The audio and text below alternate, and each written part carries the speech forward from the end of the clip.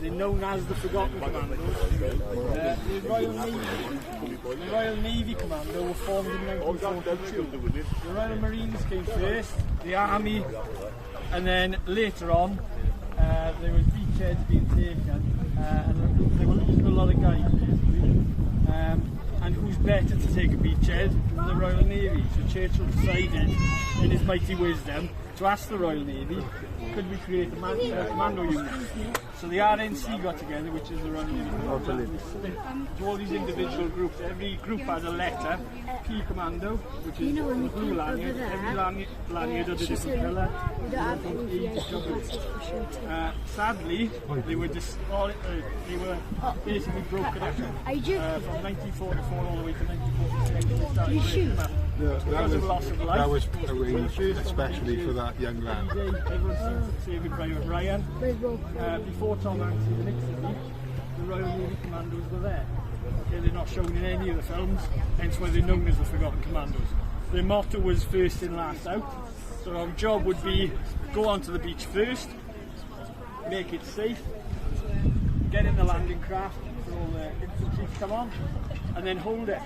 But if anything went wrong with the invasion, we'd be the guys that had to hold it and be the last ones off as well. So we're going to go through some of the stuff that they would have used. They were a bit different, the Royal Navy Commandos. Because they were formed in 1942, they were sort of issued with everything that was left over when they were formed.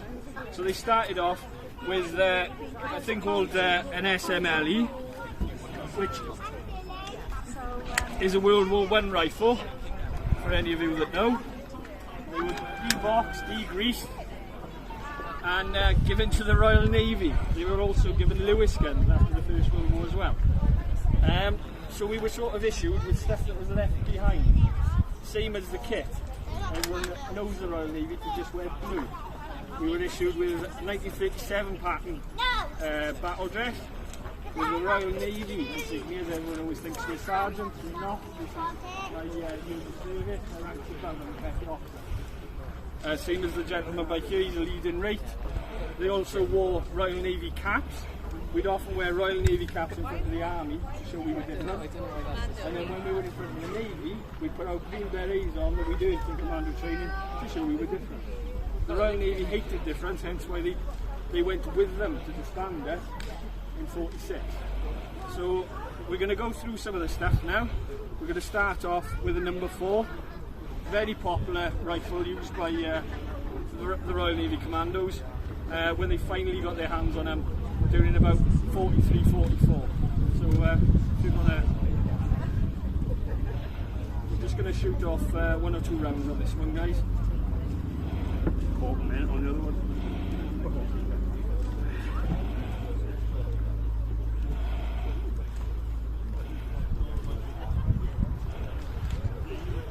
Test fire it!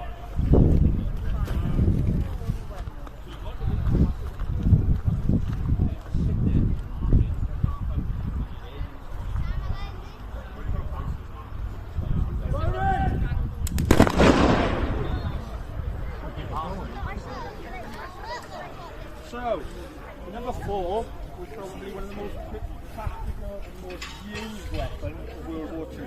Soldiers loved it, the Royal Navy loved it, even the RAF, when they ever did anything, they loved it as well. So you've also got a sniper variant for there, which the Royal Navy Commandos used. Also the Army snipers, marksmen, anybody that had anything about them with a rifle that was made up to a sniper. The number 4 sniper rifle is probably still used in some armies today, and very accurate bit of kit. So we'll move on to SMGs next. So at the start of the RNC being formed, there was a similar weapon one of the German Home Guard has got, which is an MP28. The magazine comes out the side, and they came into the British forces because they started stealing them pretty much. The Royal Navy Commandos were known for nicking things. There's a famous quote by the Royal Navy Commander saying that if it's not nailed down, paint degree, and it's yours. So they used to nick everything. There's even a reference to 2 Yankee teams going missing off their camp because they were painted green at our end. So they started nicking these at MP28s, and that's where the Lancaster submachine gun come from. Just got a magazine out the side, fires 50 rounds. So then later on in the war, they come up with a Sten gun. Hello? This was a great bit of kit. The commandos love them. They are known for jamming, but at a close quarters weapon, if you want to make your way over there, down forward, isn't it? It fires 30 rounds, and I think it's priced to be made. I think it was around, in today's money, believe it or not, it would be around £13, as opposed to 78 for the Thompson. Basically, it's all welded steel. It's made to do a job. Stamped, and it's just. We met a lovely little lady in. We did a reenactment down in Bridgend. There's a war camp. If you haven't been, it's worth going. It's a great day out. And she asked us, could she hold the Sten gun? Me and Paul just looked at each other as if, yeah, okay. I haven't held one of these in years. She used to make them. She said, "Oh, I'll make." We asked her, would she make us a few more, but she didn't. But yeah, the Sten gun, brilliant bit of kit. Close quarter combat. She's not firing. No, it's alright. Yeah, known to jam. But no marmalade. Chest fire! Run! Faster! Go on, Taff.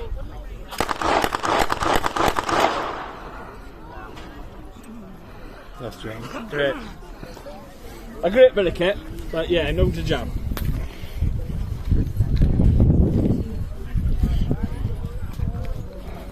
So obviously we all know as well, if you've done history school, or if you've lived through it, or if you've read any books, we also know that the Americans come late. Everybody knows that. They turn up late for everything. Nobody report me now, I don't want international incident. So they come late into the war. Before they came in, we were using a Thompson, the old gangster Thompson, big submachine gun with a big round magazine, right? So then when they came into the war, they brought their own variant, because it wasn't practical for their army to use. They used the M1A1, which is slightly different. Started using magazines, because everyone knows, if you've seen an American war film, they're all trigger happy, as am I. So they started using magazines, because it's more practical. So this is the M1A1 Thompson. The bolts on the side, magazines, they come in 30 sticks and they come in 20 sticks. And very rarely you will see a drum magazine on them as well. Fires a 45 caliber. This one doesn't. It fires 9mm. This one does. It was one of 12 made. She is original. Now she's been converted to fire blanks only. Check it out there. Give it a fire. Yep.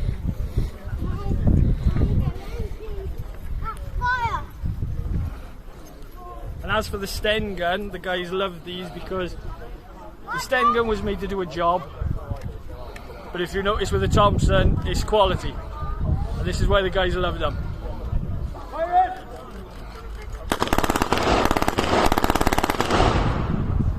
Faster rate of fire, practical, it doesn't jam. Look at the smile on his face. Look at the smile on his face. Everybody likes everybody likes a Thompson. So, also on the rack, you might see some German weapons. We're not going to fire them, okay? But RN commandos, because they go in on the beach, and they were the first guys there, and they did have things like SMLE rifles known to fail, Sten guns known to fail, Lewis guns known to jam, all this stuff that was left to us. So you'd have to know how to use German weaponry as well. So you'd know how to use MP40s, MG42s, all this kind of stuff, stick grenades, all this stuff that a normal British soldier wouldn't really have in training. So they did all these kind of things. You've got the MP40 but there, you've seen some MG42s up there. But by the time D-Day come around, we ditched the Lewis guns. We got rid of them because they realised they were antiques. And we got something called Bren gun. Now the British Army loved these, not just the Royal Navy Commandos, the British Army loved them. They'd use them in this section.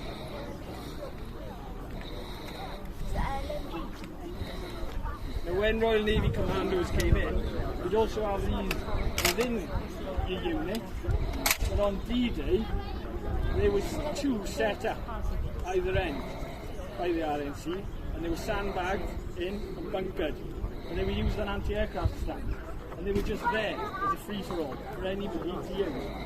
If aircraft come over, the RNC would jump on, or the army would jump on, whoever could at the time. So another thing we'll go on to is your knife.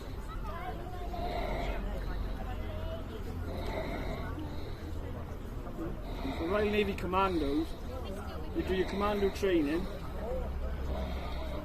and at the end of it, even though there was a few of the, like I said about the letters, G Commando and J Commando never got issued the red berets. The green berets. But they all got issued for everyone who likes knife. Okay, these were designed for only one job, and you know what that is. Very sharp.